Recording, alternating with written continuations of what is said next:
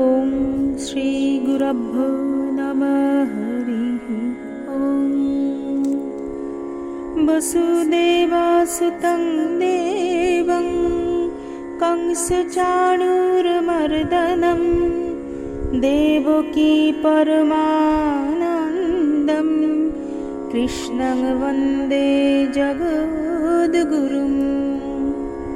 हे कृष्ण करुणा सिन्धु दीनबन्धु जगत्पते गोपेश गोपिकान्त राधाकान्त नमोस्तुते। नमस्कार। শ্রীমদ্ ভগবদ গীতার সপ্তদশ অধ্যায়ের দ্বিতীয় পর্ব 11 থেকে 49তম পর্যন্ত শ্লোক পাঠ, অনুবাদ ও সংক্ষিপ্ত ব্যাখ্যা। ওম শ্রী পরমাত্মনে নমঃ। অথ সপ্তদশ অধ্যায় শ্রদ্ধাত্রয় বিভাগ যোগা। প্রথম থেকে 10তম শ্লোক পর্যন্ত আমরা জেনেছি। প্রথমে যাগযজ্ঞ ও আহারের দ্বারা যে শ্রদ্ধার কথা বলা হলো, তাতে অজ্ঞতা সহকারে শাস্ত্রবিধি পরিত্যাগকারীদের স্বাভাবিক নিষ্ঠা, রুচি জানা যায়। কিন্তু যারা ব্যবসা, চাষবাস ইত্যাদি জীবিকায় লিপ্ত বা শাস্ত্রবিহিত যজ্ঞাদি শুভকর্ম করেন, তাদের স্বাভাবিক রুচি কেমন তাই জানবার জন্য যজ্ঞ, তপস্যা ও দানের 3 প্রকার বিভাগের প্রকরণ আরম্ভ করেছেন শ্রী ভগবান 11তম শ্লোকে। শ্রী ভগবানুবাচ অফলাকাঙ্ক্ষিভির্যজ্ঞ বিধিদৃষ্ট ইয়যতে যষ্টব্যমেবেতি মন সমাধায় সসাত্বিকঃ। যজ্ঞ করা উচিত এই রূপ কর্তব্য মনে করেই ফলেচ্ছা ত্যাগকারী ব্যক্তিগণের দ্বারা শাস্ত্রবিধি অনুযায়ী যে যজ্ঞ করা হয় তাকে বলা হয় সাত্ত্বিক যজ্ঞ। অর্থাৎ সাত্ত্বিক যজ্ঞ সেইটি যা নিষ্কাম ব্যক্তিদের দ্বারা অনুষ্ঠিত হয়। নিষ্কাম ব্যক্তিদের বলা হচ্ছে অফলাকাঙ্ক্ষিভিঃ। এই যজ্ঞ বিধি দৃষ্ট হবে, অর্থাৎ শাস্ত্রসম্মত হবে। কেবল যজ্ঞের ওপর মন নিবদ্ধ রেখে মন সমাধায় যষ্টব্যম এব ইতি, যজ্ঞের জন্যই যজ্ঞ করা কর্তব্য, এই মনোভাব নিয়ে। এই হলো সাত্ত্বিক মনের ধর্ম। সাত্ত্বিক মানুষ যে পূজাই করুন তা এই ধরনেরই হবে। 12তম শ্লোকে শ্রী ভগবান বলছেন অভিসন্ধায় তু ফলম দম্ভার্থম অপি চৈব যৎ ইজ্জতে ভারত শ্রেষ্ঠম ত্বং যজ্ঞং বিদ্ধি রাজসম। কিন্তু হে অর্জুন, ফল আকাঙ্ক্ষা করে দম্ভ প্রকাশের জন্যই যে যজ্ঞ অনুষ্ঠিত হয়, যেন তা রাজসিক যজ্ঞ। এই শ্লোকে ব্যবহৃত ইয়ৎ পদটির দ্বারা এই ভাব পরিস্ফুট হয় যে ফলেচ্ছা এবং দম্ভপূর্বক যেসব যজ্ঞ, দান, তপ ইত্যাদি কর্ম করা হয় সেগুলিকে রাজসিক কর্ম বলে মনে করতে হবে। শ্রী ভগবানুবাচ বিধিহীনমসৃষ্টান্যং মন্ত্রহীনমদক্ষিণম শ্রদ্ধাবিরহিতং যজ্ঞং তামসং পরিচক্ষ্যতে। শাস্ত্রবিধি রহিত, অন্নদানবিহীন, মন্ত্রহীন, দক্ষিণাহীন, শ্রদ্ধাবর্জিত যেসব যজ্ঞ হয় সেইগুলিকে তামসিক যজ্ঞ বলা হয়।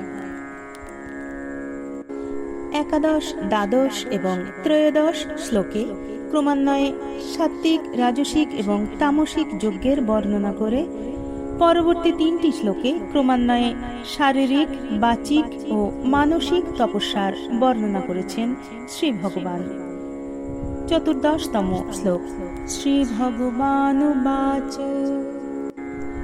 দেবদ্বিজ গুরু প্রাজ্ঞ পূজনং শৌচমার্জবম ব্রহ্মচর্যমহিংসা চ শারীরং তপ উচ্যতে। দেবতা, ব্রাহ্মণ, গুরুজন এবং জীবনমুক্ত মহাপুরুষদের পূজা করা, শুদ্ধভাবে থাকা, সরলতা, ব্রহ্মচর্য পালন এবং অহিংসা, এগুলিকে বলা হয় শারীরিক বা কায়িক তপস্যা। কায়িক তপস্যায় ত্যাগই প্রধান, যেমন পূজা করবার সময় নিজের শ্রেষ্ঠত্ব ভাবকে পরিত্যাগ করা, শুদ্ধভাবে থাকার জন্য আলস্য, প্রমাদ পরিত্যাগ করা, সারল্য রক্ষায় অহং অভিমান পরিত্যাগ করা, ব্রহ্মচর্যে বিষয় সুখ পরিত্যাগ করা, অহিংসাতে নিজ সুখ ভাব পরিত্যাগ করা। এইভাবে ত্যাগ করলে কায়িক তপ হয়। ৫৫তম শ্লোকে শ্রী ভগবান বলছেন, অনুদ্বেগকরং বাক্যং সত্যং প্রিয়হিতং চ যৎ স্বাধ্যায়াভ্যাসনং চৈব বাঙ্ময়ং তপোচ্যতে। অনুদ্বেগকারী, সত্য, প্রিয় ও হিতকর বাক্য এবং স্বাধ্যায় ও নাম জপাদি, এইগুলিকে বলা হয় বাচিক তপস্যা। শ্রী ভগবানুবাচ মন প্রসাদ সম্যত্বম মৌনমাত্মবিনিগ্রহঃ ভাব সংশুদ্ধিরিত্যেতৎ তপমানসমুচ্যতে। চিত্তের প্রসন্নতা, সৌম্য ভাব, মননশীলতা বা মৌনতা, মনঃসংযম এবং ভাব শুদ্ধি বা ব্যবহারে অকপট ভাব, এইগুলিকে বলা হয় মানসিক তপস্যা। প্রতিকূল পরিস্থিতিতেও প্রসন্ন থাকা, নিজের ওপর এই পরিস্থিতির প্রভাব না পড়া, অপরের প্রতিকূল বাক্য শুনেও সৌম্য থাকা এবং মনের স্বাতন্ত্র্য পরিত্যাগ করে মনন করা উচিত। কারণ মনকে স্বাতন্ত্র্য দিলে সুখ ভোগ হয়, মননশীলতা আসে না। মনের মূঢ়, ক্ষিপ্ত এবং বিক্ষিপ্ত বৃত্তিগুলি পরিত্যাগ করা উচিত। নিজের মনে কারোর ক্ষতি করার ভাব যেন না থাকে।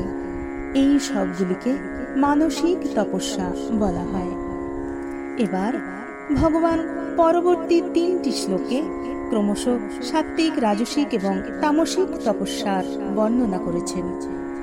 ৭৫তম শ্লোক শ্রী ভগবানুবাচ শ্রদ্ধয়া পরয়া তপ্তং তপস্তত্ত্রিবিধং নরৈঃ অফলাকাঙ্ক্ষিভির্যুক্তৈ সাত্ত্বিকং পরিচক্ষতে। পরম শ্রদ্ধা সহকারে ফলাকাঙ্ক্ষা বর্জিত ব্যক্তির দ্বারা কায় মনোবাক্যে যে ত্রিবিধ তপস্যা করা হয় তাকে বলা হয় সাত্ত্বিক তপস্যা। বাচনিক, দৈহিক, বাচনিক এবং মানসিক তপস্যা করা হয় তখন তাকে সাত্ত্বিক তপস্যা বলা হয়। একটি বিশেষ দৃষ্টিভঙ্গি বা ভাব নিয়ে এই তপস্যা করে। শ্রদ্ধায়া পরায়াং তপ্তং, পরম শ্রদ্ধার সঙ্গে এই তপস্যা অনুষ্ঠিত হয়। কিরকম সেই শ্রদ্ধা? সেই শ্রদ্ধায় যেমন একদিকে নিজের প্রতি বিশ্বাস থাকে, তেমনি জগৎ ও জীবনের সত্যের প্রতিও অটুট আস্থা থাকে। তপস্যাৎ ত্রিবিধং, অর্থাৎ শরীর, বাক্যের ও মনের যে তপস্যা। অফলাকাঙ্ক্ষিভিঃ, যাদের ফলের আকাঙ্ক্ষা নেই, অর্থাৎ প্রতিদানে আমি কিছুই চাই না, এমন যাদের মনোভাব। সাত্ত্বিকং পরিচক্ষতে, এই রকম তপস্যাকে সাত্ত্বিক বলা হয়। ৮৫তম শ্লোক শ্রী ভগবানুবাচ সৎকর্মানুপূর্যার্থং তপোদম্ভেন চৈব যৎ ক্রিয়তে তদিহ প্রোক্তং রাজসং চলমধ্রুবম। যে তপস্যা সৎকার, মান ও পূজা পাবার জন্য এবং কপট ভাব নিয়ে করা হয় তথা ইহলোকে অনিশ্চিত এবং বিনাশশীল ফল প্রদায়ী সেই তপকে রাজস তপ বলা হয়। অর্থাৎ চারপাশের মানুষের প্রশংসা, বাহবা, মান সম্মান এইসব পাবার আশায় যারা পূজা করে থাকে তারা কিভাবে এই তপস্যা করে? দম্ভে না চৈব, দম্ভের সঙ্গে এবং অহংকারের সঙ্গে। কিন্তু এই তপস্যা চলমদুর্বম, অস্থির এবং অনিশ্চিত। এই রাজসিক তপস্যা ক্ষণস্থায়ী হয়, যায় আবার আসে, এই হচ্ছে তার প্রকৃতি। কিন্তু সাত্ত্বিক তপস্যা স্থির এবং অপরিবর্তনীয়। 49তম শ্লোক। শ্রী ভগবানুবাচ মূঢ়গ্রাহে নাত্মনো যৎ পীড়য়া ক্রিয়তে তপঃ পরস্যোৎসাদনার্থং বা তত্তমসমুদাহৃতম। যে তপ মূঢ় বুদ্ধিবশত নিজেকে পীড়া প্রদান করে অথবা অন্যকে কষ্ট প্রদান করার জন্য অনুষ্ঠিত হয় তাকে বলা হয় তামস তপ। কোনো তামসিক মানুষ ভ্রান্ত ধারণাবশত মূঢ়গ্রাহেণ অর্থাৎ না বুঝে শুনে একটা মোহের বশে ইচ্ছা এলেই তপস্যা করেন। আত্মন যৎ পীড়য়া, নিজের শরীরকে পীড়া দিয়ে, অথবা পরস্যৎ সাধনার্থং, অন্যের ক্ষতি করার উদ্দেশ্য নিয়েও অনেকে তপস্যা করেন। কিন্তু অন্যের ক্ষতি করার মতলব নিয়ে তপস্যা কখনোই কার্যকরী হয় না। এসব ক্ষেত্রে শরীর, বাক্য এবং মন সংযত হলেও তাদের উদ্দেশ্য অন্যের বিনাশ। মূঢ়তা তমগুণ সম্পন্ন হয়, আর স্বার্থভাব, ক্রোধ ইত্যাদি হল রজগুণ। ক্রোধ রজগুণ থেকে উৎপন্ন হয়ে তমগুণে পরিণত হয়। ভগবান পরবর্তী 3টি শ্লোকে ক্রমশ সাত্ত্বিক, রাজসিক এবং তামসিক দানের লক্ষণ জানাবেন। পরবর্তী পর্বে আমরা তা জানতে পারব। ওম তৎসৎ। শ্রীমদ্ভগবদ্গীতাসু উপনিষৎসু ব্রহ্ম বিদ্যায়াং যোগশাস্ত্রে শ্রীকৃষ্ণার্জুন সংবাদে শ্রদ্ধাত্রয় বিভাগযোগো নাম সপ্তদশোऽধ্যায়ঃ। হরিঃ ওম তৎসৎ। ওম শান্তি শান্তি